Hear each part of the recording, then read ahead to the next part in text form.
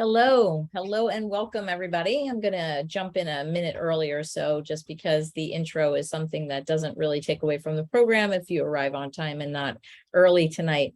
But thank you very much for joining us. My name is Mara Walsh, and I am your host today. We will be having some old friends and new on this webinar today. I just wanted to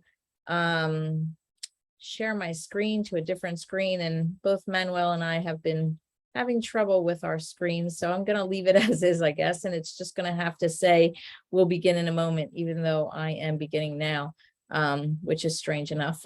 Sorry about that. Anyway, I am so excited to be back on Zoom to host this virtual tour this week. I was back last week and we had a great virtual tour, and I know this one will be just as good. I've been out and about on real life tours for the past several weeks. 42 of us spent 19 days exploring all of Western Europe, and we had a wonderful time. And then right after that, I was home for a couple days to change suitcase and actually layers of clothes to go off to Alaska with 22 travelers. And we had a wonderful time both on a land tour and a cruise. It feels great to be out on tour again, even though it is a little more challenging than what we were used to pre-COVID days. But tonight we're back in our armchairs for a virtual tour experience. And I want to thank everybody for joining us. I'm going to share a little bit about myself for those of you who don't know me. My name is Mara Walsh, and I am in the United States, and specifically between Philadelphia and New York. That is the Eastern time zone. And the reason I say that is because if you have to adjust times for the events, you know that we are in the Eastern time zone, and you can adjust when you put it on your calendar. As you may know by now, when we're not traveling virtually, I host groups on physical tours, as well as help others plan their own family and group vacations. My tours are mainly adult only and open to all women and men. My summer trips are for ages teens through senior citizens. If you want to follow our physical tours, please join my private Facebook group, Girl Travel Tours. You can follow us along on a daily basis and see the excursions and see all the activities and the destinations that we go to. It's a lot of fun. When COVID struck, we were unable to travel physically, so I started traveling with my tour guide friends virtually. And thankfully, these virtual tour presentations has helped so many tour directors earn a little bit of cash while they were not traveling at all. And it has kept the excitement of travel alive for my travel group. And it has given me the opportunity to meet so many more travelers out there. And I appreciate all of you, as well as the folks that travel from their armchair, as well as the folks that travel with me physically now. We've done about 80 virtual tours since COVID has struck, and the recordings are available on my website, girltraveltours.com. They're also available on YouTube, and they're available on Facebook. They are now indexed by region to make it easier for people to find, since there are so many of them. We will have some more tours planned for the coming year, but right now I don't have anything on the calendar. If you want to be sure to get an email alerting you of when those next presentations are scheduled, please go to our website, girltraveltours.com, and fill out the form that pops up, which is just a form that says, do you want to stay connected, or do you want to receive the newsletter? That will enable you to be on the newsletter to receive that. So when I do have them scheduled up again, you are getting alerted of that. I will be traveling throughout the second half of the year, but we'll try our best to get some virtual tours on the calendar. I'm really looking at the winter months more, from November to February, hoping to put more on the calendar during those months for those of you who will be home and looking for some traveling to do at that time. Okay, let's review a few ways for you to interact with us during the event. If you want to drop a question for the tour director or for myself that you would like to be read aloud at the end of the presentation, please do that in the Q&A link on the bottom of the Zoom toolbar. If you want to chat with me and it's on something that you do not want covered live on the air, by all means, use the chat, and I try to keep up with them throughout the event. And then for those of you on Facebook, please, interact with one another through the feed and answer our questions and our polls through the feed. We do like to interact with the Facebook crowd as well. And as always, as most of you know who've been with us several times, I always like to throw up a poll to get an understanding of what your connection is with the destination that we're going to today, which is Madrid. So what's your connection to Madrid? I've been and love it. I have a trip booked. I plan to go in the future. I have no set plan, but I'm interested in the location, or I am solely interested in experiencing it virtually. So if I were answering this question, which I'm not allowed to do because I'm the host, I would say I have been and I loved it, and I have a trip booked. We have a trip booked for April, which is going to be Portugal, Spain, and Morocco. And we're going to hit Madrid on that tour. So hopefully Manuel will be around when I hit Madrid, and I can have a coffee with you in person when we get there. I'm going to let it go a minute longer just because we don't have everybody that voted, but it looks like we have about a tie, which is about 1/3 of the audience has been and loved it, and another third of the audience has no set plans but's interested in the location. Okay, so I am going to stop sharing the results, but if they stick up there for you guys on Zoom, just click on the top left, and that should take that off of your screen so that you don't see it anymore. And as you know, a tour would not be complete without a fantastic tour director. And today we have someone back who has done several of our tours in the past 2 years.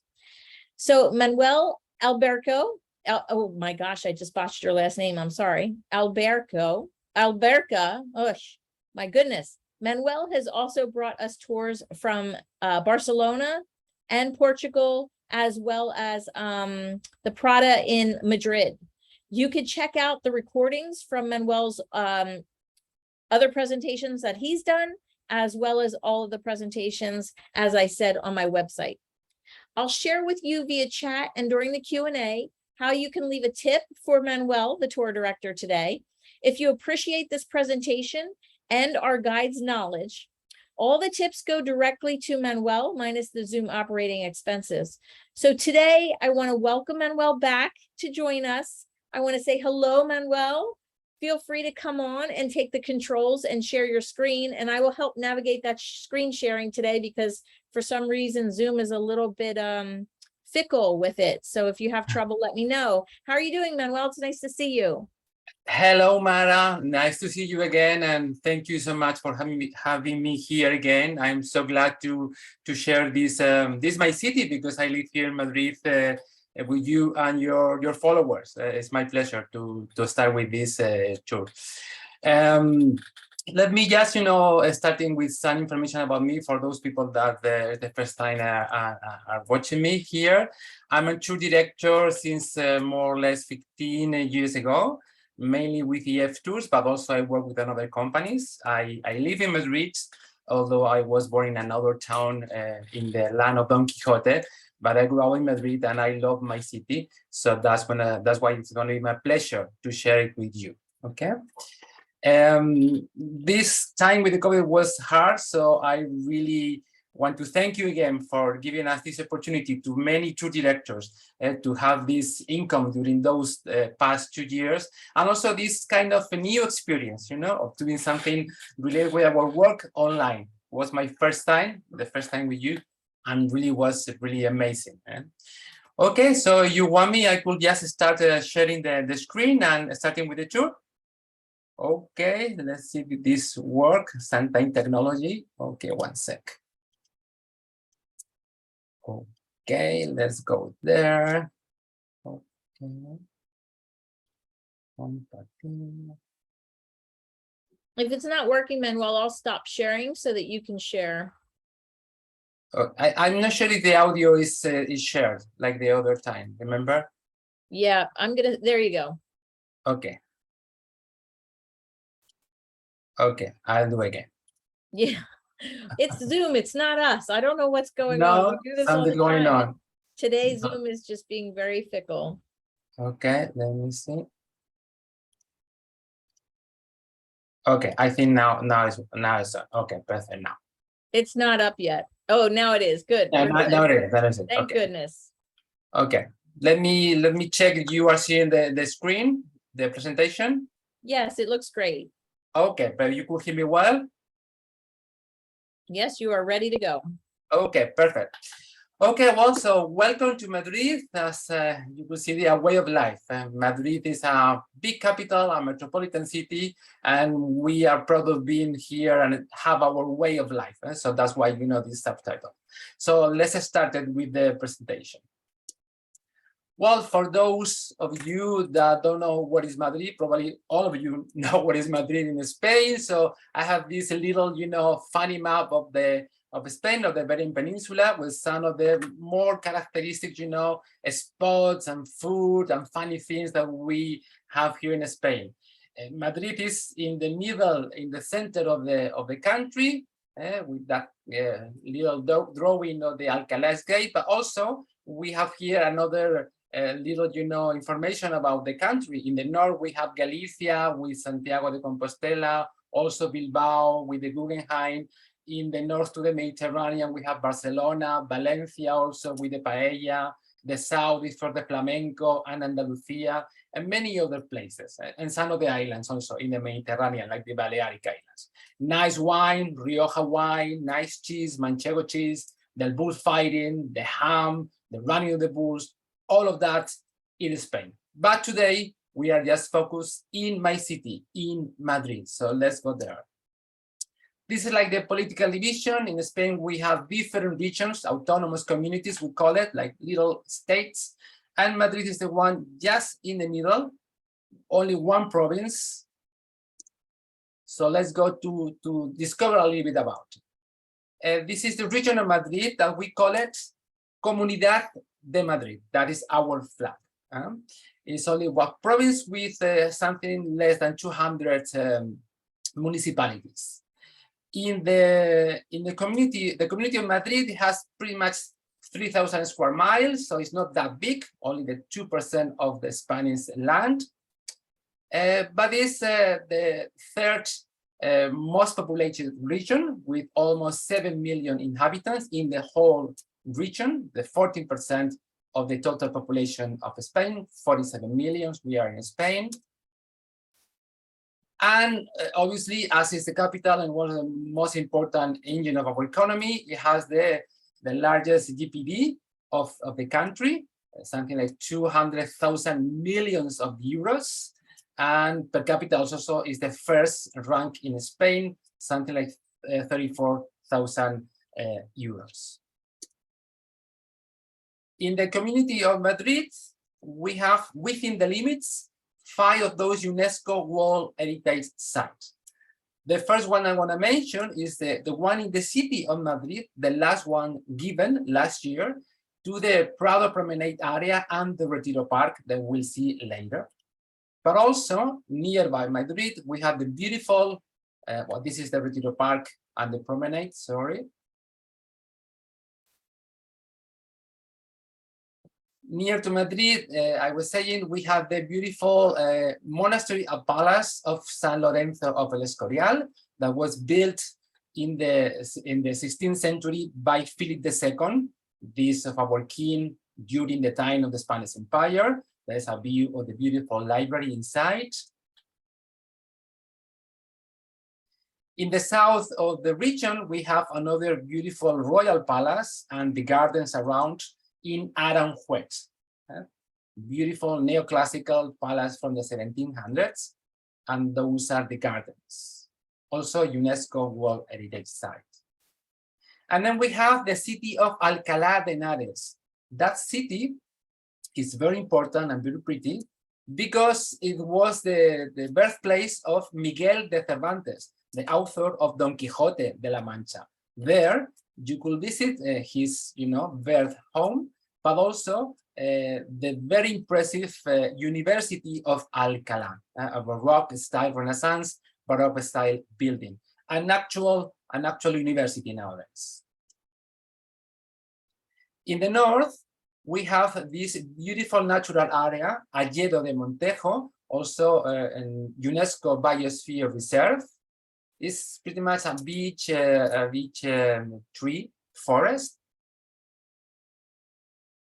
that is within the limits of the Sierra Norte, a beautiful natural area.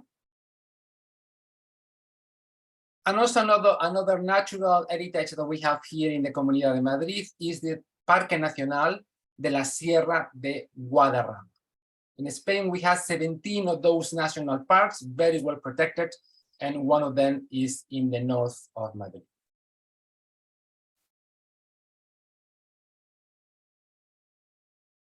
But a part of this UNESCO World Heritage Site in Madrid, we have this kind of small, beautiful villages, as they call it, villas de Madrid.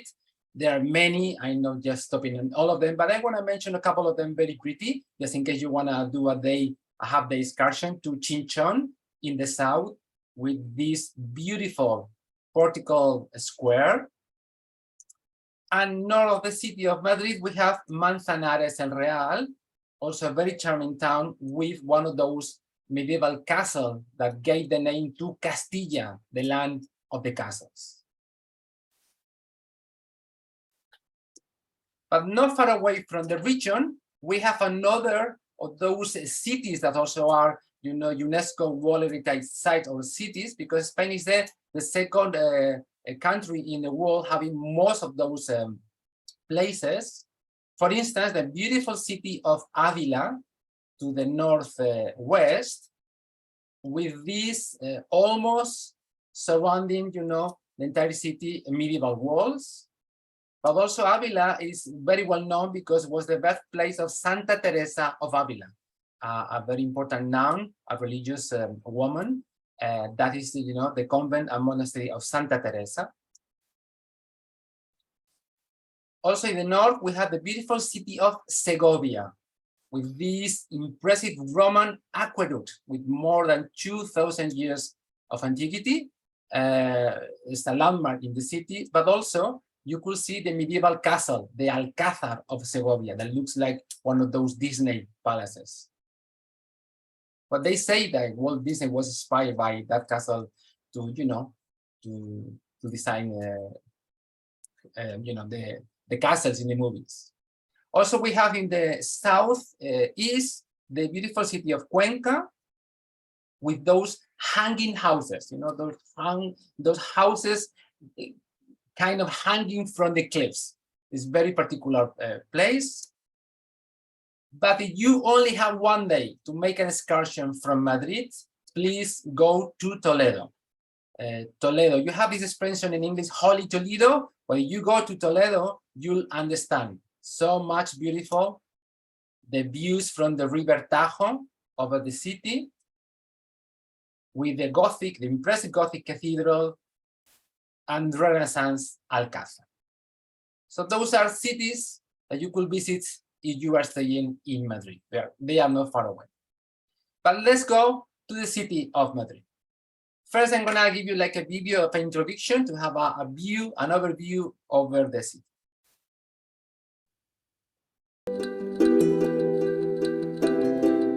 We've put on the final touches.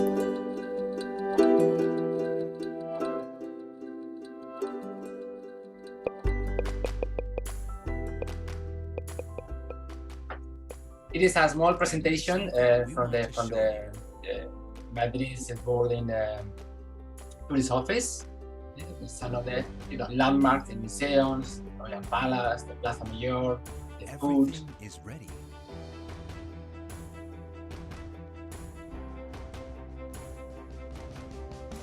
Shopping areas, gardens. To make you feel at home.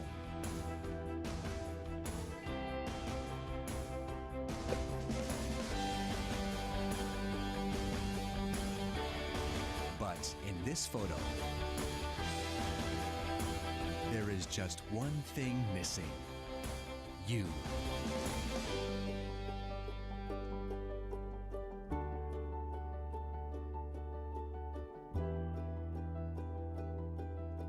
Madrid, reserved for you. Precisely, preserved for you whenever you come to visit. We have an important number of visitors. It's not probably the most visited area in Spain. We have the coast, we have Barcelona, the north, the islands, but year after year, we're having more and more visitors. So yes, it's one of the most visited cities in Europe. It's the Spain's capital, obviously, I already told you that. The population is about 3,300,000, so it's the first Spanish city and the second city of the European Union within the city limits, only after Paris. But it's not a very old city. It was founded only in the 9th century. I mean, old, not very old to European standards, right? But let me give you some context about this history of Madrid. It was founded in the 9th century by the Emir of Cordoba, Mohammed I, as a kind of, they found a fortress in the border with the Christian kingdoms in the north of Spain. At that moment, most of the Iberian Peninsula was dominated by the Muslims, with the capital in Cordoba. The name Madrid came from the Arab Mairit and then Maherit, that meant, they think that they meant, the land over the stream of waters, because it's true that under in Madrid, there were still, many streams of water. That's the origin of the name. This is how it looked, the city at that period, at the top of the hill, where now we have the Royal Palace. That was just Madrid and military settlement in the 9th century. The only remains from that massive period is, some part of the walls in some areas of the city, only few. Another important moment in the history, in the medieval history of Madrid, is the conquest by the Christians in the year 1085 by King Alfonso VI of Castile. In their way to the south, they took Madrid and then Toledo the same year.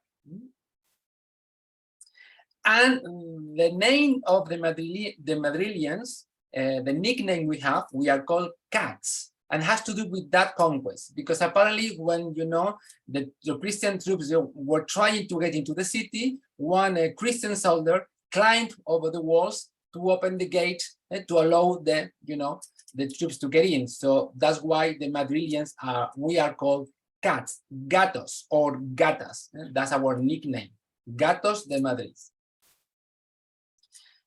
From that moment on, the city became like a royal hunting ground, not the capital yet, just, an area for the nobility and the monarchy to play around. Another important date was the 13th century, at the beginning, when, the city got the first charter to become a town. But the most important moment of the city was the year 1561, when Philip II, this emperor and king of the Spanish Empire, decided to move the capital, the permanent capital, from Toledo to Madrid. So Madrid became the capital of the Spanish Empire. Those centuries meant, the construction of big buildings like the Royal Alcázar. This is how it looked in the middle of the 1600s. Also the Plaza Mayor. Here you have a painting where they are celebrating a bullfight because, everything happened in the Plaza Mayor. And also those centuries, 1500, 1600, were the time of the Spanish Golden Age, from literature, from art, Cervantes, Lope de Vega, Velázquez, all of them, they were living in Madrid. Here you have a original title page of the first edition of Don Quixote de la Mancha that was printed in a place just in the Calle Atocha in Madrid city center. This is the house museum of Lope de Vega that you could visit. And obviously, Las Meninas, the most important painting from Velázquez that you could see into the Prado. Then we have another period, the period of the Bourbon Madrid. The Habsburg dynasty, they gave the throne to the Bourbons after a war in the beginning of 1700s, and they came into the nation with the French style things, right? Carlos III, Charles III, was considered the best mayor of Madrid because he decided from the second half of the 1700s to turn Madrid in a beautiful European capital. Some of the buildings we are going to see later. The royal palace was finished after, the fire of the former Habsburg Palace. They built a new palace in the 1730s. And also some of the most important monuments, like the landmark, the Cibeles Fontaine, also was built in that period. In the 1800s, at the beginning, we had this war against Napoleon, and Goya painted in this beautiful painting of the 3rd of May. And, people of Madrid, they rebelled, they revolted against Napoleon. That's why the 2 of May of 1808 is our national or regional day in the community of Madrid. We celebrate that rebellion. Later on in the half of the 1800s, the walls that surround Madrid were demolished, and that meant the urban expansion in the second half of the 1800s. And during the 20th century were, very turbulent times. We have the Second Republic. We sent away the king. Then we had the Civil War. Madrid was under a siege. And then after that, Franco won the war, and we have 40 years of dictatorship. Not very good thing. But in the 80s, after we got the democracy, there was a moment of a countercultural movement, a revolution that was called La Movida Madrileña. Probably one of the most important artists from that moment, that is now a very well-known filmmaker, was Pedro Almodóvar. He's in the 80s. And in the 21st century, we have many urban new projects like this area in the north of the city with these skyscrapers, or the new area along, the riverbank Manzanares. But let's go to see the city. This is the map of the bigger city center. So we are going to focus in 3 areas. First, the old Madrid, the Madrid of the Austrias or the Habsburg, and also we call it. Then the area of Gran Via and Plaza España. And then we'll check this Bourbon Madrid that was rewarded with the UNESCO World Heritage title last year. Let's start with the old Madrid. Probably the first areas we are going to see once you are visiting the city. First of all, Puerta del Sol. This is our Times Square, where everyone meets. This is the symbol of the city, the oso and el madroño, the bird and the strawberry tree. The madroño is kind of a strawberry tree. It's all over the city. This is an overview of the Puerta del Sol. The statue of Charles III, just in the middle, because, as I told you, was considered the best mayor of Madrid. Is one of the most important commercial shopping areas in the city center, mainly pedestrian. One of the most important buildings there is the headquarters of the regional government, the government of the community of Madrid, a very important building.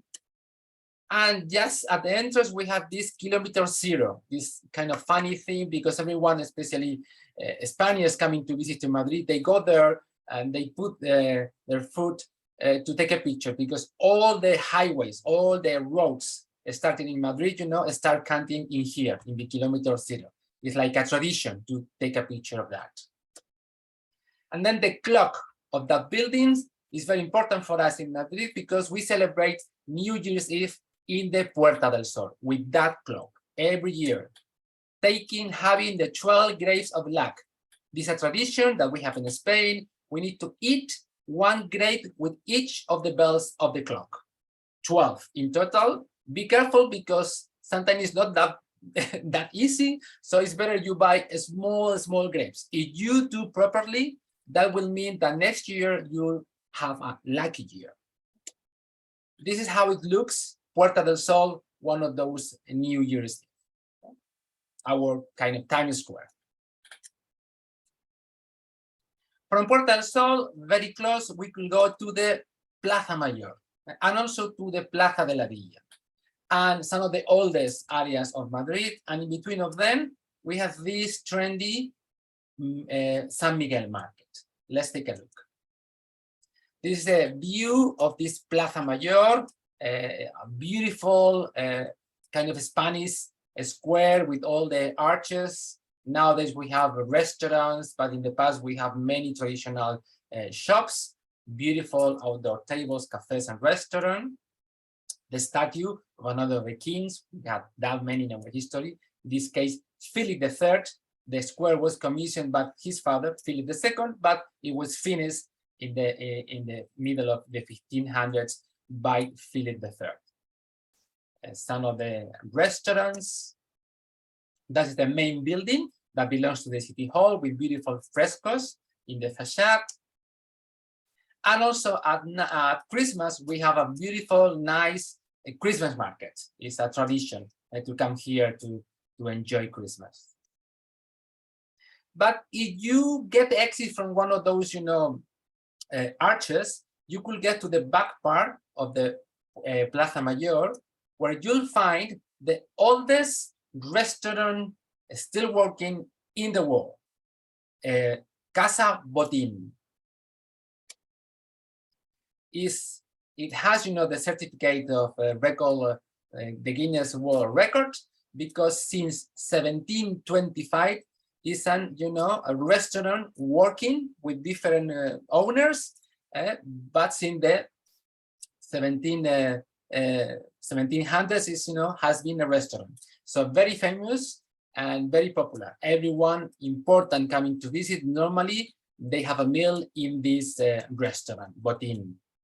The most traditional meal you could have there, anything like roasted, like pig, little pig roasted, or any kind of meat roasted. And talking about food, I'm going to introduce you to some of the delicacies that we have, the traditional dishes that we enjoy in Madrid. One of the most important ones is the cocido madrileño. It's kind of a chickpeas stew with meat, sausages, some vegetables, a soup. It's very heavy, so normally we don't have it in summer, too hot. Another important dishes that we have is the callos a la madrileña. It's a stew tripe, not my thing, but it's very, very tasty and people really love it. And this is kind of weird, but it's one of the most traditional sandwiches that we have in Madrid, mainly in Madrid, is the bocadillo de calamares, which is pretty much a sweet sandwich with fried calamari and little, circles. And we put it just in the middle of a bread with a beer. Is good. Yeah, kind of weird, but it's one of our most favorite sandwiches. You could enjoy it in the Plaza Mayor, for instance. And talking about sweets, one of the most traditional sweets in Madrid, also in Spain, but particularly in Madrid, is the chocolate with churros. Chocolate in Madrid, in Spain, is very thick. It's not cocoa. It's, chocolate bar made with milk, not that much, so you could dip the churros inside. And one of the very funny and unique candies that we have in Madrid is the violet candies. Very sweet, very trendy. There's a small shop in the city center where you still could buy it. And talking about food, the Mercado de San Miguel, one of those iron and glass style building that was opened in the 1915. Nowadays, it was a regular market for a long time, but nowadays it's one of those food court where you could get in different styles of Spanish foods, drinks. You could buy whatever you want. Some of those, the famous tapas that we enjoy in Spain. And then you could sit everywhere and share the food with your friends, family, or with someone that you have met. Also, still in the market, we have some of those formal stalls, like this fruit shop. Then the Plaza de la Villa. From Plaza Mayor, we'll go through the San Miguel market, and then the Plaza de la Villa is the oldest of the areas of Madrid. So here we have three of the oldest buildings. For instance, this Casa and Torre de los Rujanes in kind of Moorish style from the 15th century, Mudéjar style. Then we have these Casa Cisneros from the 16th century, Renaissance style.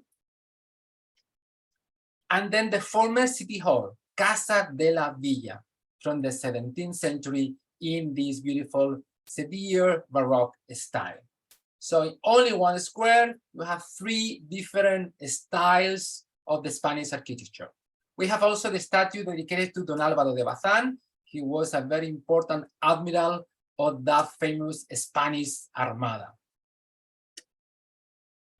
Okay, so from this area, Plaza Mayor and Plaza de la Villa, we could move to actually my neighborhood, the Barrio de las Letras, the literary quarter.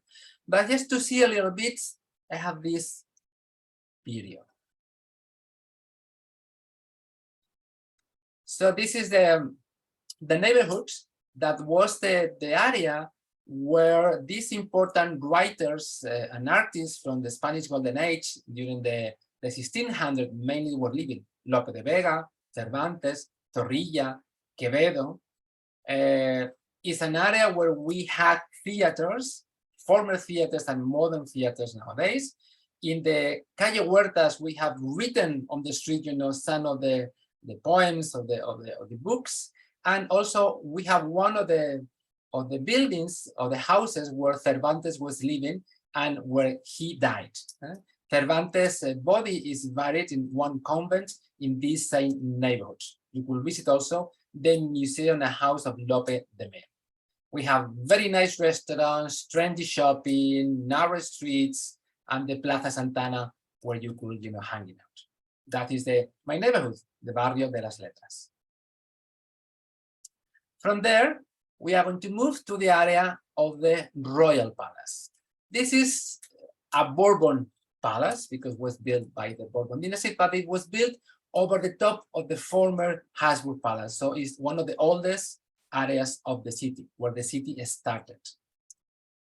Let's take a look. This is a Patrimonio Nacional, is the Spanish national heritage that take care of all those buildings. So this complex is integrated also with the Cathedral of the Almudena in the other side. The Royal Palace of Madrid is one of the largest in Europe. This is the main building that receives more than 1,600,000 visitors every year.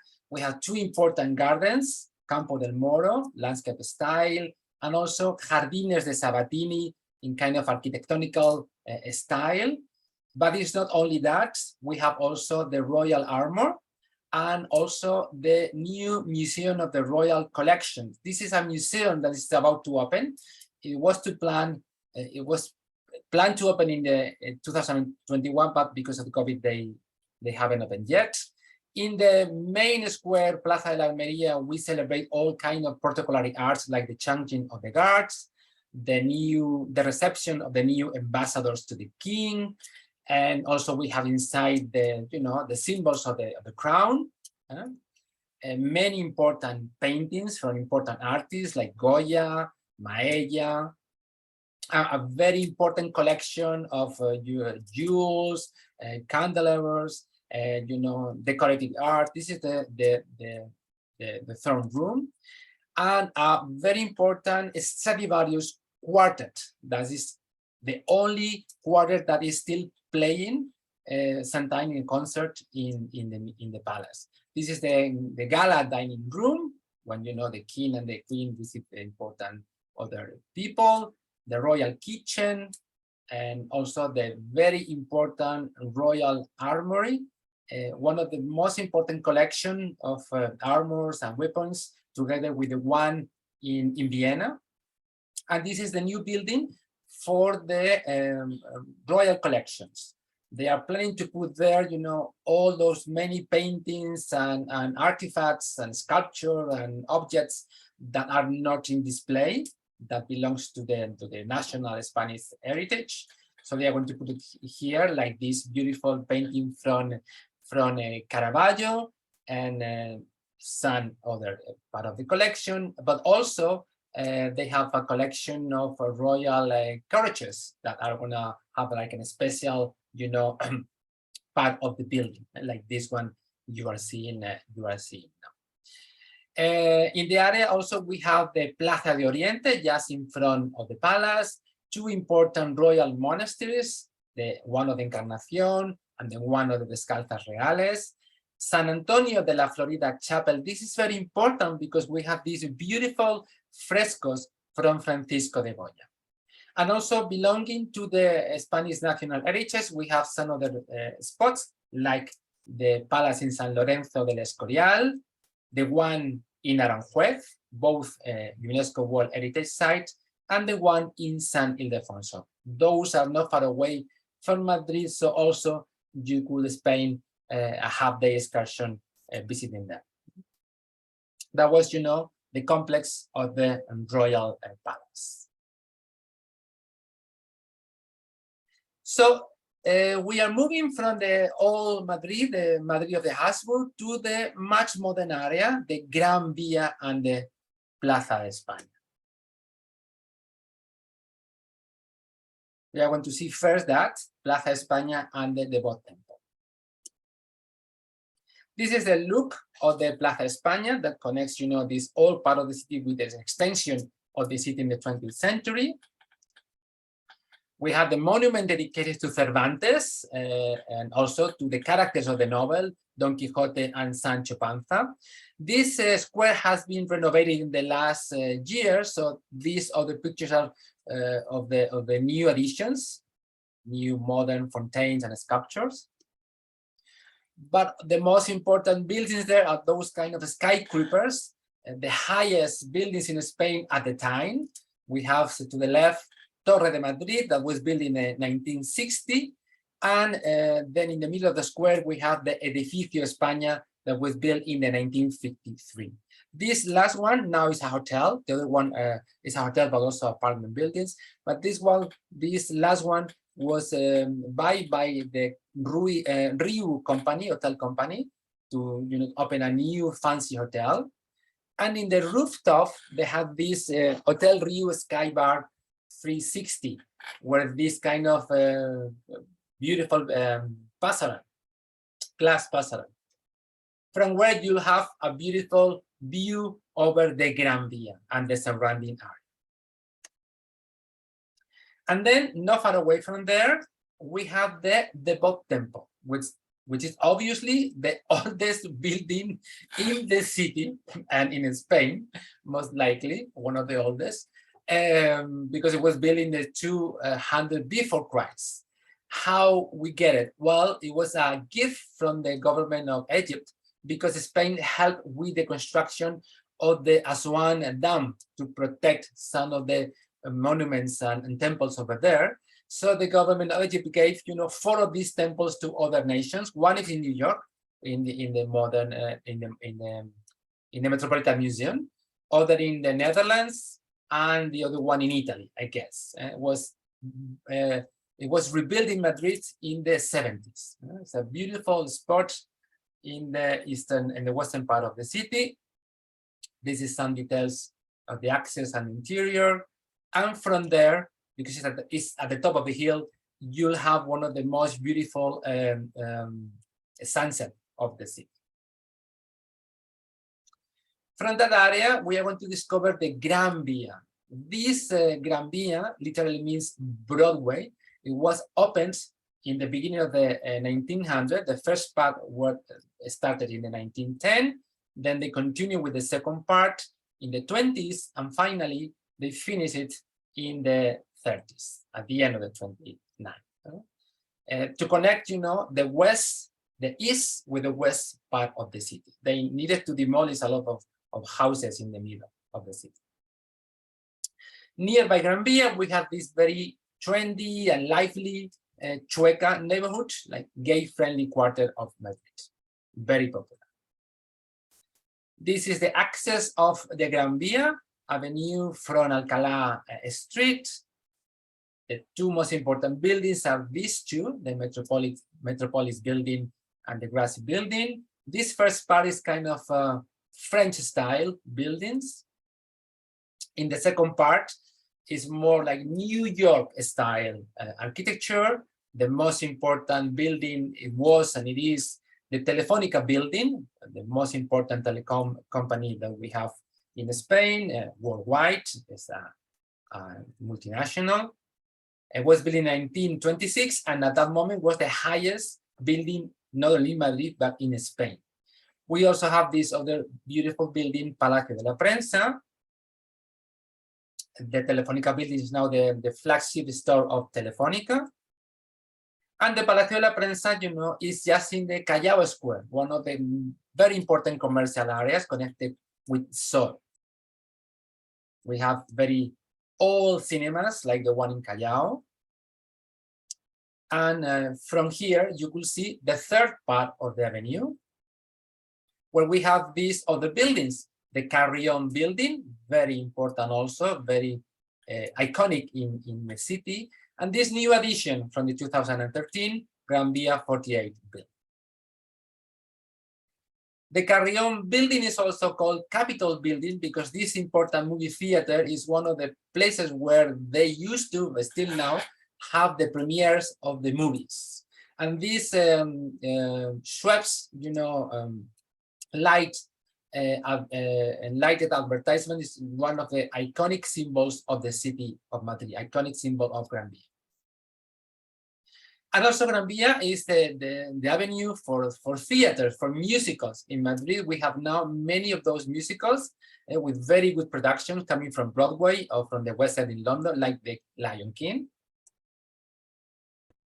But it's much better to have a view over the Gran Via. In 2010, they were celebrating the 100th anniversary of the beginning of the works of the Gran Via, and they released this kind of video making a connection in between Madrid and New York. Because it's true that in that area of Madrid, there's kind of metropolitan, kind of New York feeling because of buildings, because it's the main shopping area, always crowded, always busy with traffic, at night, at day, at Christmas, every time of the year. So they make this kind of video connecting both cities, this kind of city vibes in between Madrid and New York, and kind of obviously not that big, but kind of same vibe. So you had a little feeling of being there in the Gran Via.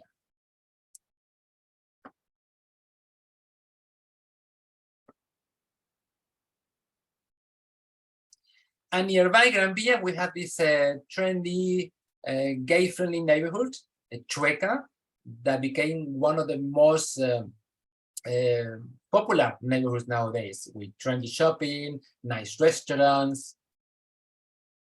We have this very interesting market. It's a regular market, but it's very modern. It also had a food court at the top, at the rooftop.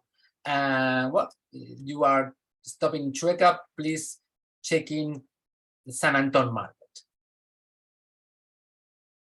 Gay Pride in Madrid nowadays is the most important event of the year. It happens at the end of June or beginning of July, and millions of people, something like 2 million people, they came, in the past years to celebrate. So now is the most important festivity in the city. A lot of money and a lot of people coming to visit, but it's not the only one. We have some other traditional festivities, like the festivities of San Isidro. That is our same pattern and happen in May, 15th of May. So this is a way, like Madrileños, they dress up in the traditional customs to go to the festivals, to go to the attractions, to have fun. Well, from this area of Gran Via, we are moving to the east of the city, to this other Bourbon Madrid, this other area that was developed from the second half of the 1700s. This is the area that has been awarded with the UNESCO World Heritage Site, with the name Paisaje de la Luz, Landscape of the Light. So let's start with the area around Plaza de Cibeles and the Recoletos Avenue.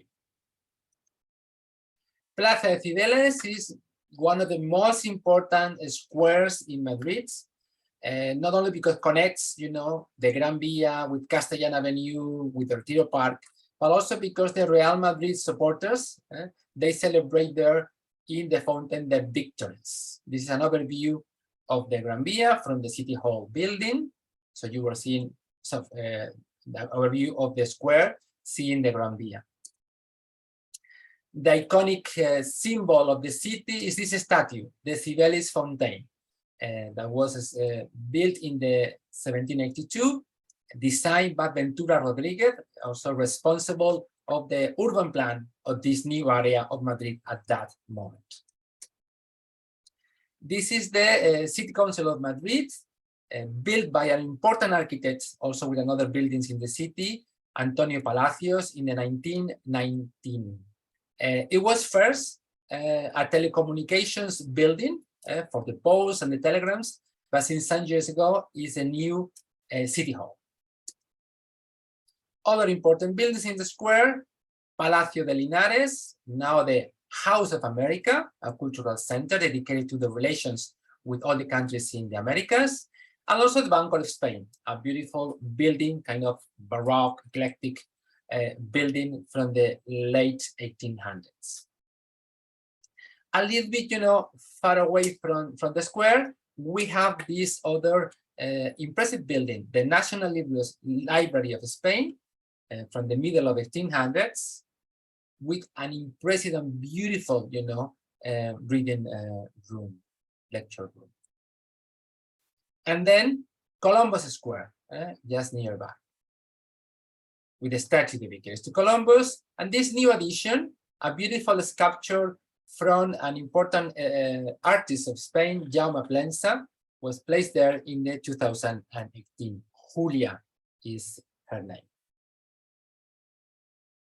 From there, we are moving to the area that we call the art walk, the Paseo del Prado, because we have very important museums over there.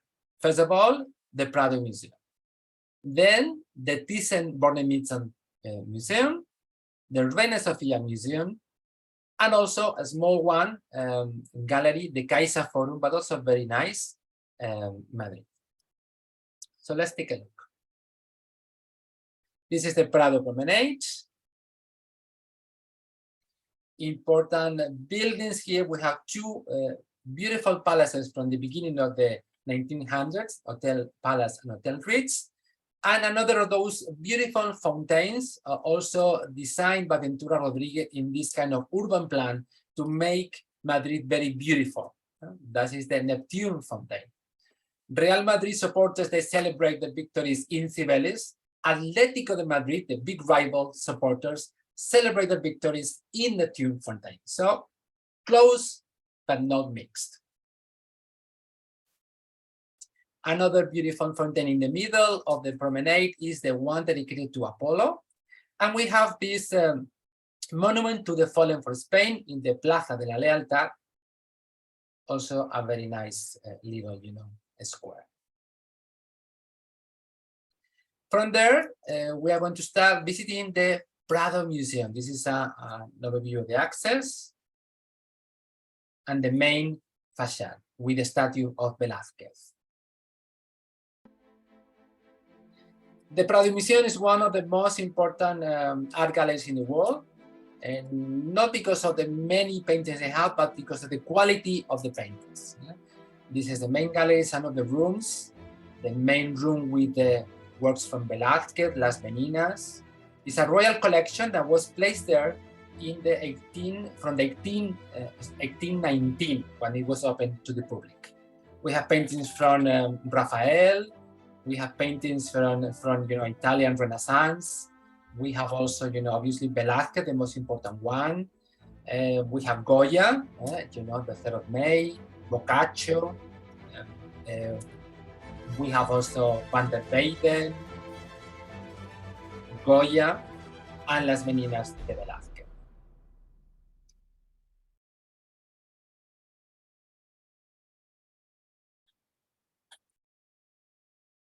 The other important museum just across the square is the Thyssen-Bornemisza collection that was opened. It was placed in this beautiful building, Palacio Villanueva, from the beginning of the 1800s, but it was opened in the 1992. This is the main access. So among the collection is a private collection from a German, baron. We have one of the most important paintings is this one from Domenico Ghirlandaio, Giovanna degli Albizzi. But also we have, impressionists like Degas, or modern paintings like, Franz Marc or Roy Lichtenstein. It's a very impressive collection, from the Middle Ages to the modern times. And then the other very important museum here dedicated to the contemporary art is the Reina Sofía Museum. This is the main building. Let's take a look. They have two buildings, one of Sabatini, this one that was a former hospital from the 1700s, and the new addition some years ago, in 2004, from the French architect Manuel. But also it has two palaces in the Retiro Park where they have temporary exhibitions, the Glass Palace and the Palacio de Velázquez. The main collection, it is in the main building of the museum, and the main attraction obviously is the Guernica from Picasso. But also we have Spanish important artists of the 20th century like Salvador Dalí, or Joan Miró, of sculpture, like Chila, and other important artists from the 20th century. This is a sculpture from Serra. And then it's not only paintings, but also videos and installations and performances. They have temporary exhibitions, some of the buildings in the Retiro, but also the main building Sabatini. But it's not only a museum, it's a center for art. So we have seminars, they have conferences, they have also movie and video, days. They have also performances, art inside the museum.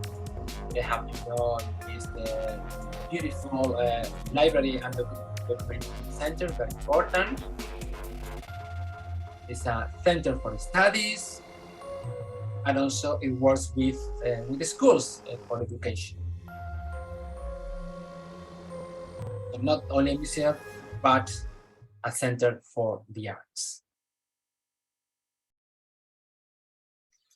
And nearby, we have this other Caixa Forum Madrid, which is a gallery that was, this building was renovated by the Swiss architect Herzog and Mouron in 2008. And it has this beautiful vertical garden and this impressive central stairway inside. And at the end of the Prado Promenade, we have the beautiful building of the Atocha railway station from the late 1800s, where we have now the high-speed train connection here to many cities in Spain. And then the last part that we are missing is the area of the Retiro Park.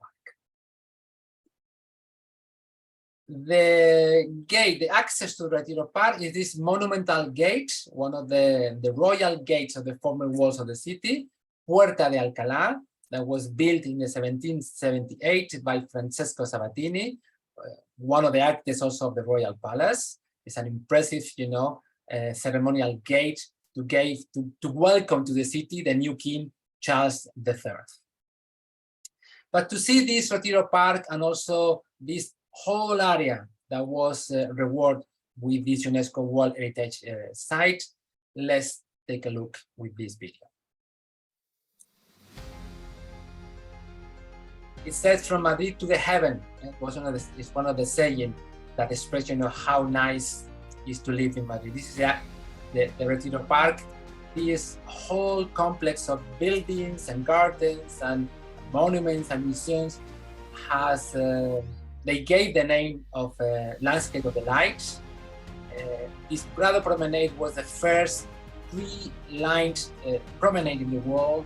and was, a model from other places like capitals in the Spanish Americas at that moment. We have all the museums I told you, but also, the National Observatory. We have also, the Stock Exchange Palace, the Spanish Language Academy, the Athenaeum. So it's not only the gardens, but art, science, the knowledge. That is the museum. The nature with the Royal Botanical Gardens from the 1700s also. Beautiful garden. An area that belongs to everyone, as I say, not only the people that we were born here, but everyone visits. So everyone. Lovers of the art, lovers of the book, everyone. So you are very welcome to visit and enjoy this landscape of the night. Okay, that was all. Thank you so much for listening. And you have any questions, feel free to ask me. I'll be here with you for a little more. Okay, that's awesome. Thank you so much, Manuel. I know that it's been a while since I've been to Madrid, so it was very nice to have the refresher, and you certainly did give me cause to hit Toledo, because Yeah. I've only been there for just a short minute, and I'd love to go back and see more of that. So let's talk about some of the questions that have come in. If you need to take a drink or pause for a moment, we're going to bring the Q&A up. And you let me know, Manuel, if you want me to read them off, or if you're going to read them off and answer them. We can start at the top and see which you can answer, and then we can go from there. Okay.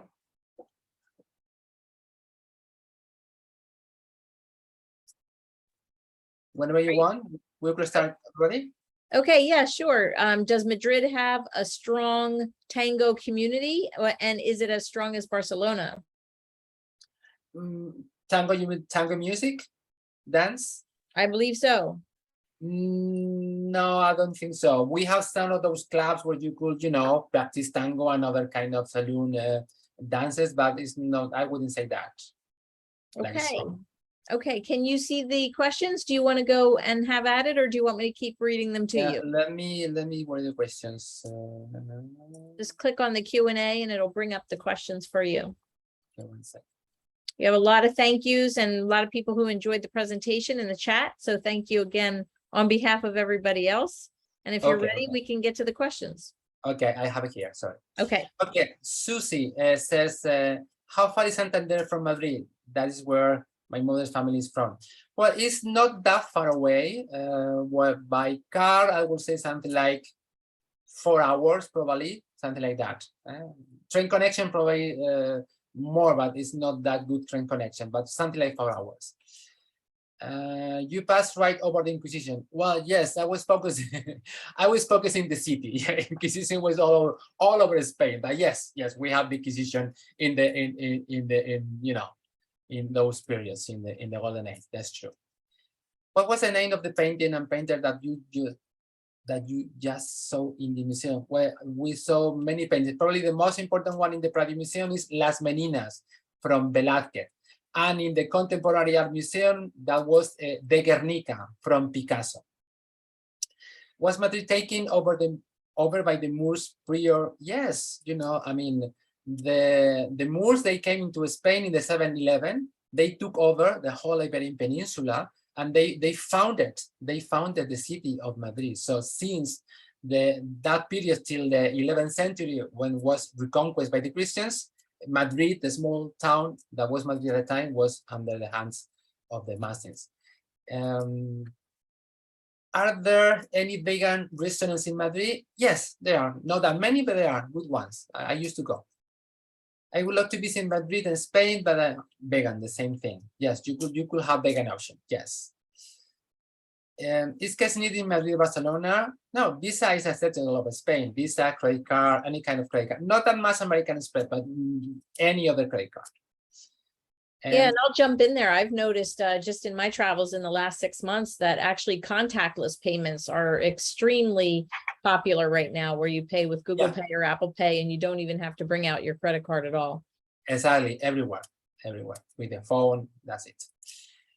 Could you spell out the area he was just talking about? I don't know exactly what area you're talking about. Yeah, I'm sorry. I don't know what area was that either. Is the palace complex open as a museum? Yes, you know, the palace is not the residence of the royal family. They don't live there.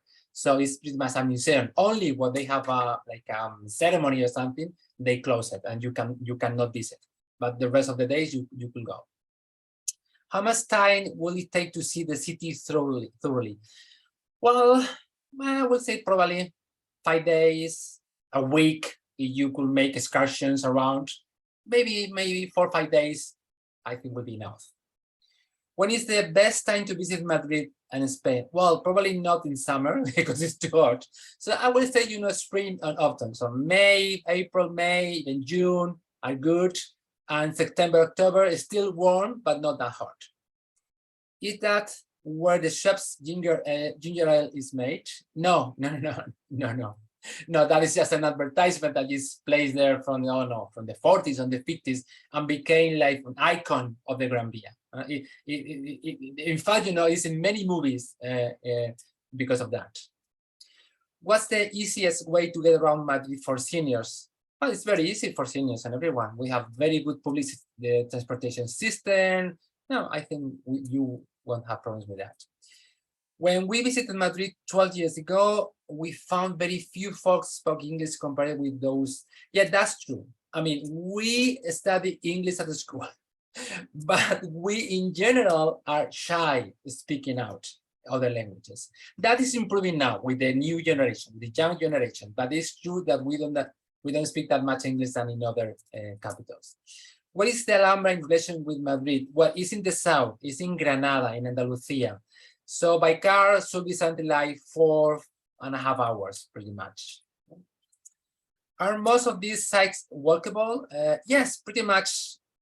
The city center is very walkable in at least distance of maybe 20, 30 minutes, but also we have subway and buses. So it's, you know, the main sites are not that far away.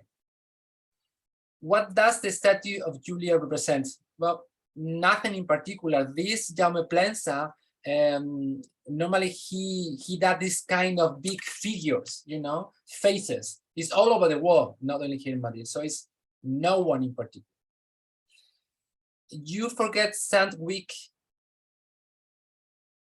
The Holy Week, you mean?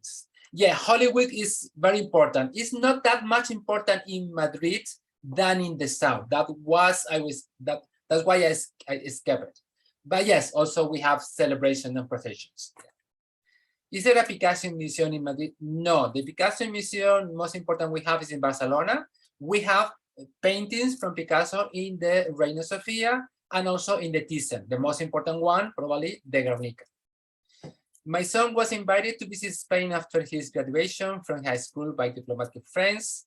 He visited Prado and they also went to Toledo. He was there for 2 weeks. Oh, so thank you. I studied in Madrid in 1972.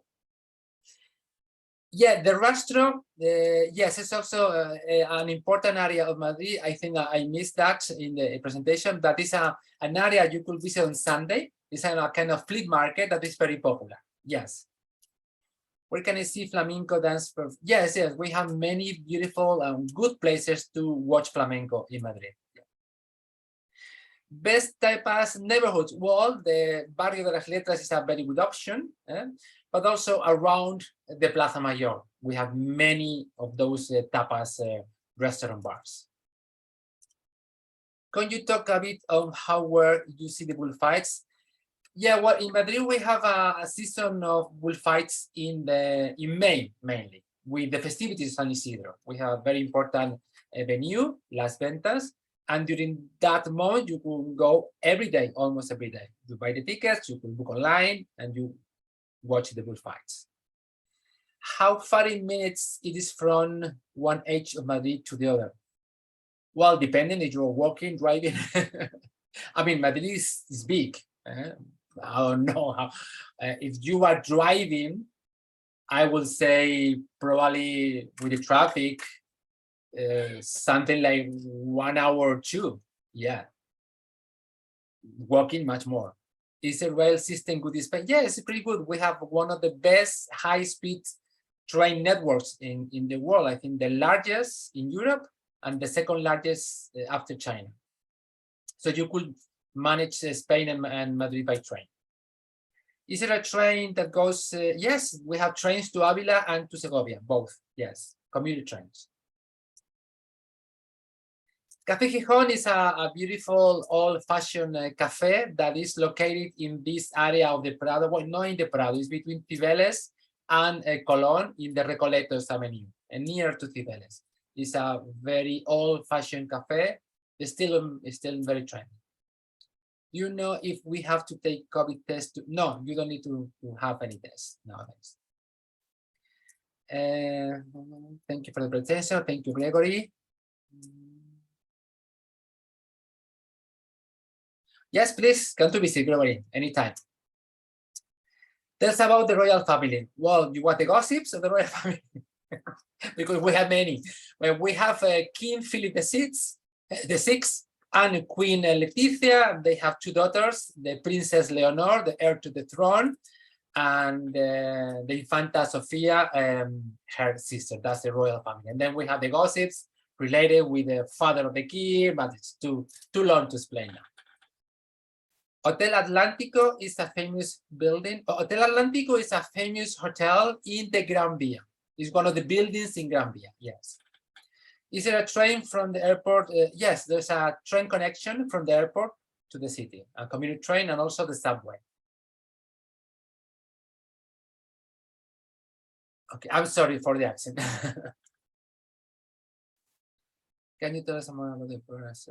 Well, the bear and the strawberry tree is the symbol of Madrid. Has to do with the medieval division of the city in between the church and the city council. Okay, one represents the church and the city council. Question is, are there a few art open markets? Well, we don't have that many art open markets. We have galleries, and once in a year or twice in a year, we have those flea markets with art. What is your personal favorite restaurant in Madrid? Well, that is difficult to pick. Well, in this literary quarter where I live, we have many beautiful small restaurants. One in my semi-street, Moratín, for instance. But also those food court markets, like the one in Plaza Mayor, are very nice. How are people handling COVID these days in Madrid? Well, we are not wearing masks anymore. It's not mandatory anywhere except in the pharmacy and the hospitals. And yes, it's mandatory still in the public transportation system. Where were you born? I was born in La Mancha, which is this area in the south of Madrid, the land of Don Quixote, a small town in La Mancha. Are more areas accessible for people with the abilities? Well, most of them are, but some, not all of them. Sometimes we have problems with that. Most of the students are, accessible. I wouldn't say all of them, but yes, we have facilities for people with the wheelchair. Well, you can do visits. Yes, maybe you could get my contact through Mara. Yes, why not? I do some private little tours in Madrid sometimes when I'm not traveling abroad.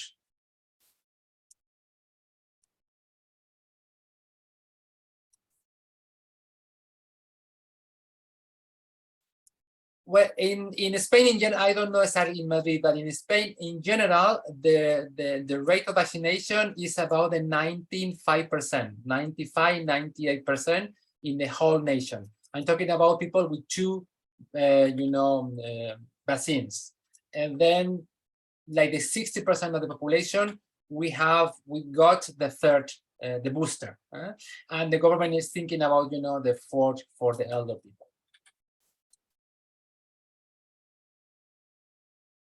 Well, I don't know exactly the prices for the Spanish language learning schools, but I don't think they are very, very expensive.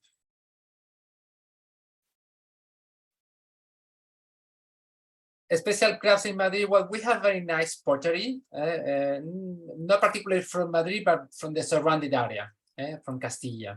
Yeah, pottery is very, very nice and beautiful.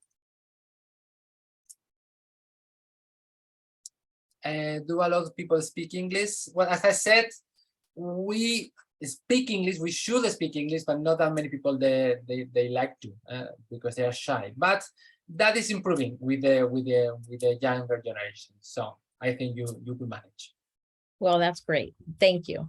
Thank you so much, Manuel. And thank you again. I know you have been working, so this is a break from your physical tours into the virtual reality. Thank you so much for bringing all of this to us tonight. And thank you to everybody out there for joining us tonight. I so appreciate it. And like I said, keep an eye on the website, Girl Travel Tours, for the upcoming virtual tours that we put up to offer in the winter months. So have a great night or day, depending on where you're located, and we will see you soon. Take care. Thank you, Maria. Thank you, everyone.